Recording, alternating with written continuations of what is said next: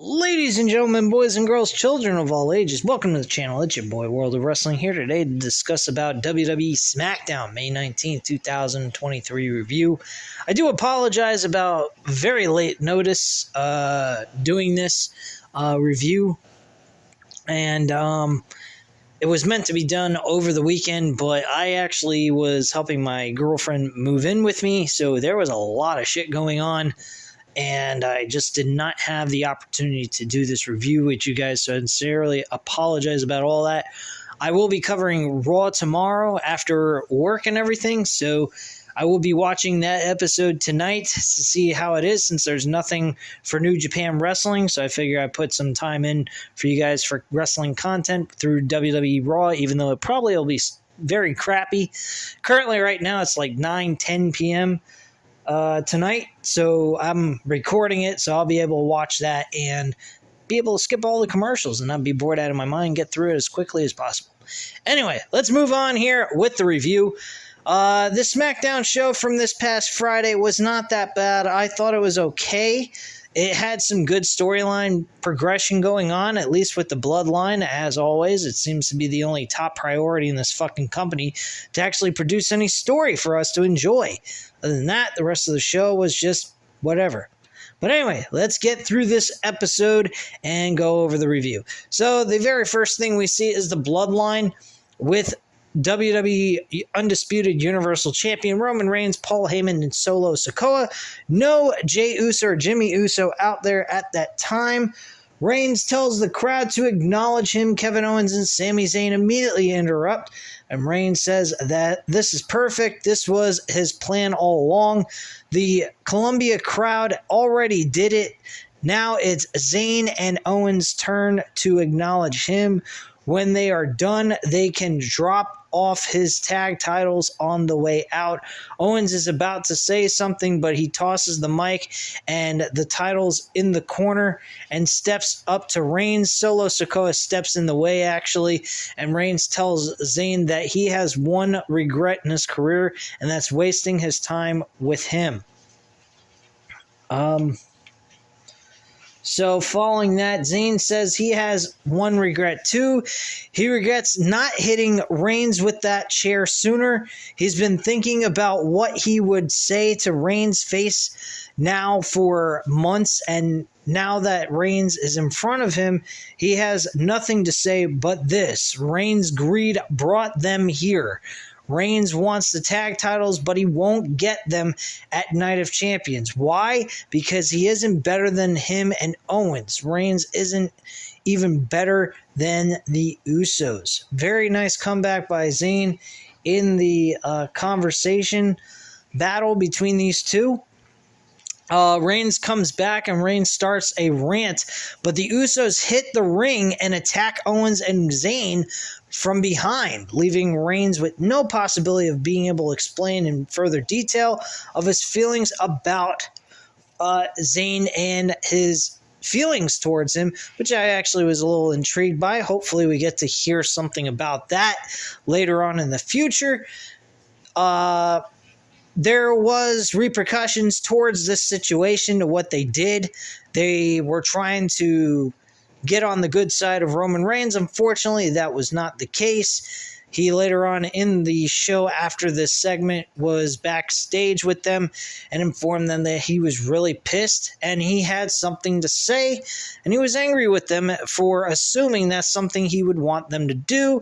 His attitude is, if you want to go ahead and if he wanted you to do something, he would have told them to interrupt the whole conversation. He says that's why he's the leader of the group. When he's the leader, everything runs smoothly. When everybody's trying to do everything, everything becomes chaos. And in all honesty, that made very logical sense for Roman Reigns to say that to the Usos. So the Usos should have thought about that at the time before they interrupted that conversation. But of course, this is all predetermined, all storyline based. But it was a nice little touch to end their segment after they came back from commercial break. I thought Roman Reigns was kind of in the right for this, since he is the leader of the group. And you got to have a leader of a group. You can't have a bunch of individuals in a team. Somebody has to be the leader. Roman Reigns is the top dog in that group. He's the World Heavyweight Champion. He should be able to have the right to tell them when to do something, when not to do something, so that everything goes to according to plan and everybody's all structured and organized to know what the other is supposed to do so that everything works out smoothly. So I totally agreed with Roman Reigns on it, but at the same time, you can definitely tell they are just pawns for Roman Reigns. Roman Reigns does not care about his cousins. He just wants to use them so he can stay in power as the World Heavyweight Champion.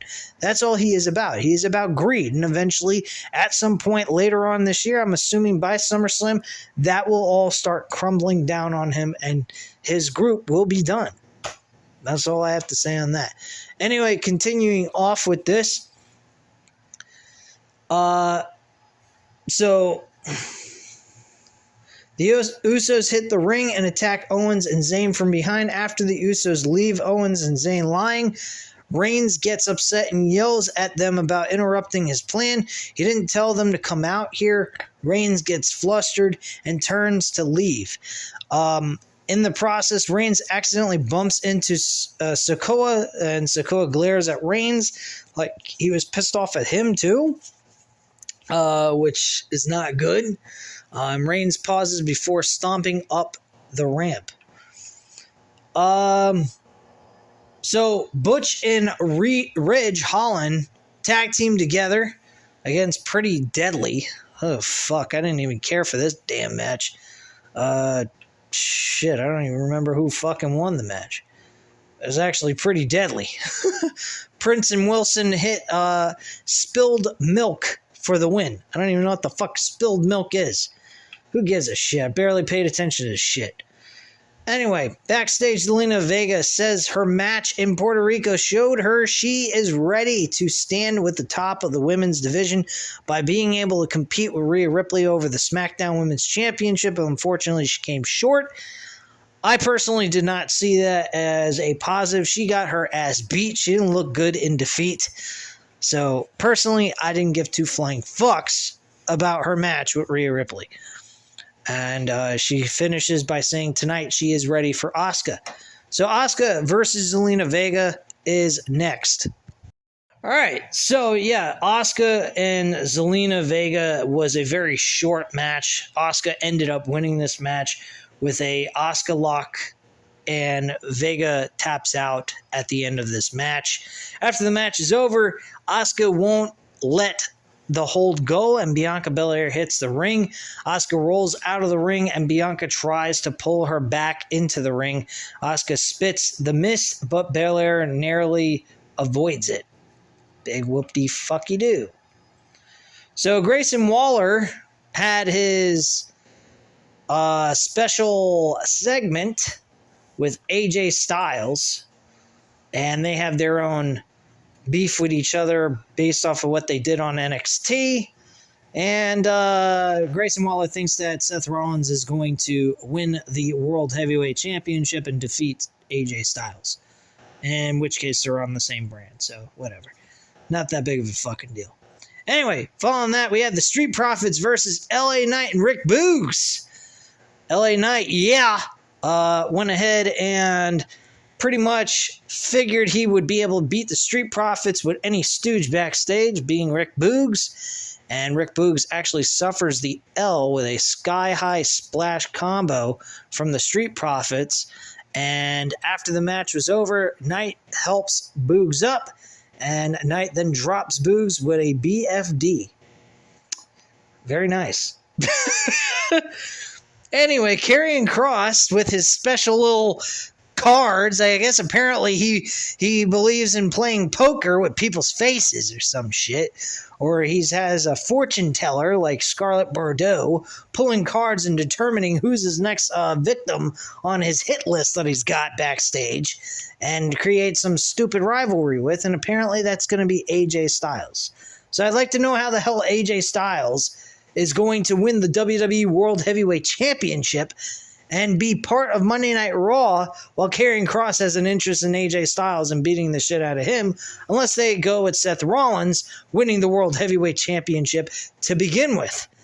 And I would love to see AJ Styles win that world title, actually, because he hasn't been champion in a very long time. Neither is Seth Rollins. So who the fuck knows who's going to win that damn title? And really, honestly, at this point, who the fuck cares? It's a number 2 title. Doesn't make a fucking difference anyway. I still consider the Undisputed Universal Championship as the world title that you want to win. Not the WWE World Heavyweight Championship that they created because they don't want poor Roman Reigns to lose the fucking belts. Because they're being very protective of him. It's very important that he stays champion for 1,000+ days, you know? A bunch of fucking retards. Anyway, we have the NXT Women's Tag Team Champions, Alba Fry and Isla Dawn versus Valentina Varaz and Yulisa Leon. Don't fucking know who the hell these people are, and I don't fucking care. I barely paid attention to this. It was very short and sweet to the fucking point. And that is that. So, whatever. The NXT Women's Tag Team Champions didn't defend the titles, but they won the match, hands down, in less than a few minutes. Anyway, breaking news, the WWE Women's Tag Team titles have been vacated. The new Tag Team Champions will be crowned on May 29th, the episode of WWE Monday Night Raw. Big fucking whoop-de-doo. I'll be watching that after I do this review, so you guys will be able to find out who become the new tag team champions in the WWE Women's Division.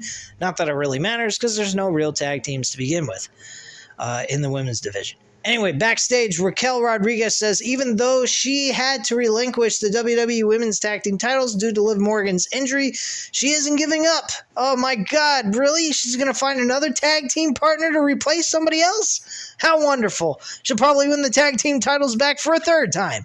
Anyway, she's going to find a partner, and there you go. Before I even read the information, she's going to find a partner and try to reclaim the titles during the Raw Fatal 4-Way tag team title match. Bayley and Io Sky interrupt and say Dakota Kai's injury is more devastating than Liv Morgan's injury, and it's Rodriguez's fault. Bayley challenges Rodriguez to a tag team match next week, and Sky and Bayley versus Rodriguez and whoever will happen. Sky doesn't look happy. Bayley is speaking for her yet again. So there's a little complication going on there. So there's conversation with Paul Heyman and the Usos talking about will the Usos deliver tonight in beating the LWO that consisted of, I believe it was Santos Escobar and Rey Mysterio.